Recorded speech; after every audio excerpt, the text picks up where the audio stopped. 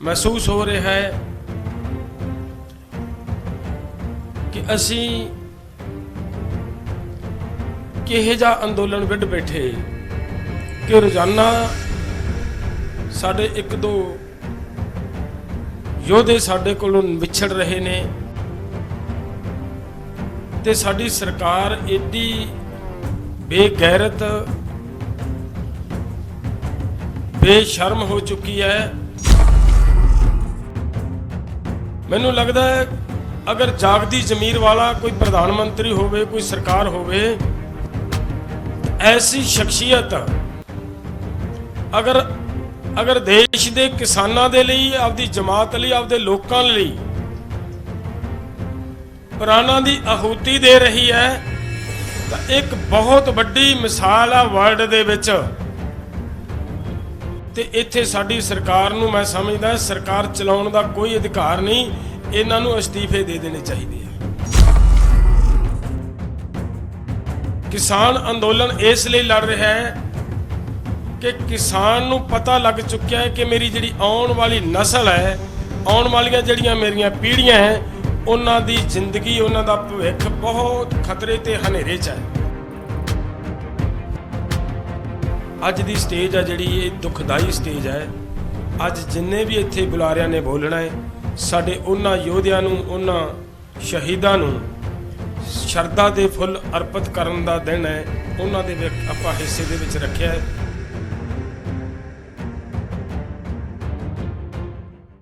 परम सत्कारयोग मेरे बहुत ही प्यारे देश भर दे वख-वख कोनिਆਂ ਦੇ ਵਿੱਚੋਂ इस किसानी अंदोलन दे विच भाग ले रहे मेरे नौजवान, मेरिया भैणां, मेरिया बीबियां, मेरे बजुर्ग, फतेह प्रवान करियो। वाहिगुरु जी का खालसा, वाहिगुरु जी की फतेह।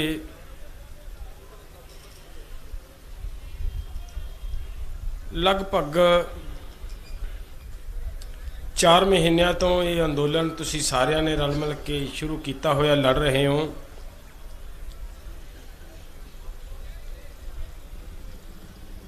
साडा आए दिन जो श्रद्धांजलियां भेंट सानू करनियां पै रही हैं, ये बड़ा दुखदाई गल है साडे सारियां दे लई।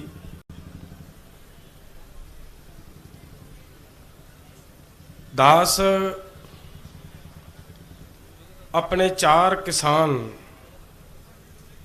फतेहगढ़ साहब के इलाके दे शहीद हो गए सी ते एक किसान पहला शहीद हो गया सी लुधियाने एरिए का, जिन्हां दे भोग ते हाज़री लवाउणी सी ते नाल उन्हां परिवारां दे नाल जाके दुख साझा करना सी जिहड़े साडे 4 किसान शहीद होए ने। मैं उन्हां कोले गया ते तुसीं देखियो बई हजे मैं 2 परिवारां नूं मिलिया सी, 2 परिवारां नूं नहीं मिल सकिया सी। जदों सानूं मगरों ये खबर आ गई कि इत्थे उस महान शख्सियत ने बाबा जी राम सिंह जी ने अपने आप नूं इस किसानी घोल दे विच सरकार दीआं माड़ियां नीतियां तो तंग आके अपने प्राणां दी आहुति दे दिती। तो उस वेले फिर रात नूं ही सानू ये बनिया कि भी हुण सानू अगे नहीं जाना चाहिए, सानू वापस उत्थे ही जाना चाहिए। तो मैं सुबह इत्थे पहुंचा, हजे बाबा जी दी उन्हां नूं श्रद्धांजलि देनी बाकी है ते हुणे खबर आ गई है कि रात एक साडा नौजवान होर चलिया गया। बड़ा दुख है इस गल का, कोई कहण दी गल नहीं कली, सचमुच दुख है। महसूस हो रहा है कि असी किहे जा अंदोलन विढ़ बैठे कि रोजाना साढ़े एक दो योधे साढ़े कोलों विछड़ रहे ने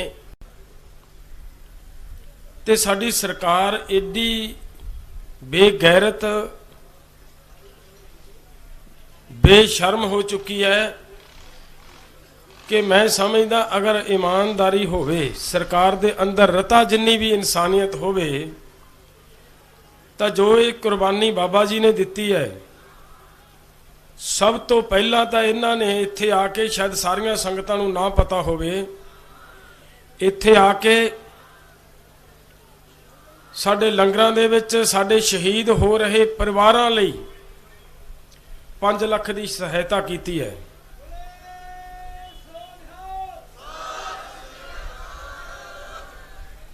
ते ये नहीं पता सी कि कुछ समय बाद खुद भी उन्हां शहीदां दे विच शामिल हो जाना है। इस ठंड तो तुहानूं बचाउण दे लई कंबलां दी सेवा कीती उन्हां ने ते कल आपदे जो उन्हां ने सुसाइड नोट है उन्होंने उन्होंने जो पढ़ीदा है उदों ऐ लगता है कि ऐसियां किहो जिहियां सरकारां दे नाल असीं वाह पा बैठे हैं। मैनूं लगता है अगर जागदी जमीर वाला कोई प्रधानमंत्री होवे कोई सरकार होवे तो ऐसी शख्सियत अगर देश दे किसानां दे लई आपदी जमात लई आपदे लोकां लई प्राणां दी आहूति दे रही है तो एक बहुत वड्डी मिसाल है वर्ल्ड दे विच। ते इत्थे साडी सरकार नूं मैं समझदा सरकार चलाउण दा कोई अधिकार नहीं, इन्हां नूं अस्तीफे दे देने चाहिए है, छड्ड देनी चाहिए है सरकार।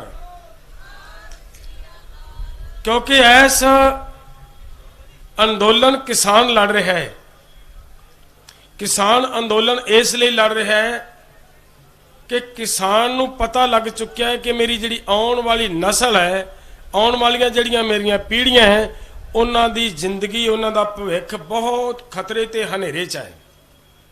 ये उस लिए लड़ रहा है।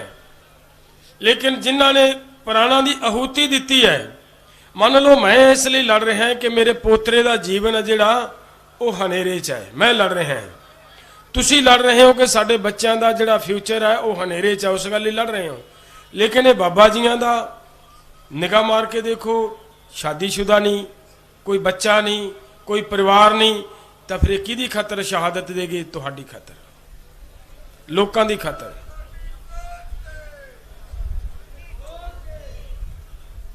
तो बड़ा दुख होया, सारी जथेबंदियां ने इसे गल नूं मुख रख के, क्योंकि इधरों आई सी गल साडे नौजवान बच्चों को नहीं पता हुंदा कई बारी भी की गल अज क्यों इस तरह का माहौल है स्टेज तो मैं दसना ताही इस लोड़ समझी कि बच्चे कह रहे सीगे कि तुसी जी स्टेज ते अज कथा ही क्यों कराई जाने हो, कीर्तन क्यों करवाई जाने हो।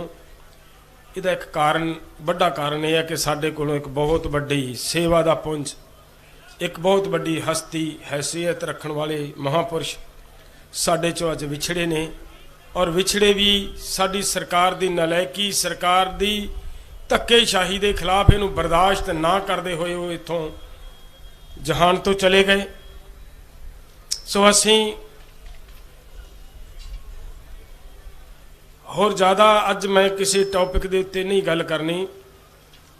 साडियां सारियां ही 500 किसान जथेबंदियां दा जो संयुक्त राष्ट्रीय किसान महासंघ संयुक्त किसान मोर्चा बनया होया है, उस वल्लों इस महान हस्ती नूं और जिहड़े अज तक उस दिन तो लैके साडे इन्हां अंदोलन दे चलदियां वख-वख पड़ावां ते शहादत दे गए ने, उन्हां सब नूं असीं इत्थों शरधा दे फुੱਲ भेंट करते हुए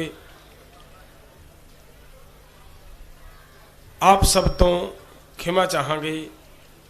मेरी लास्ट बेनती इन्नी जरूर है कि कृपा करियो, अज दी स्टेज है जिहड़ी, अज दी स्टेज किसी सैलीब्रिटी नूं बुलाउण दी नहीं है। अज दी स्टेज है जिहड़ी, ये दुखदाई स्टेज है। अज जिन्ने भी इत्थे बुलारियां ने बोलना है, साडे उन्हां योधियां नूं, उन्हां शहीदां नूं शरधा दे फुੱਲ अर्पित करन दा दिन है।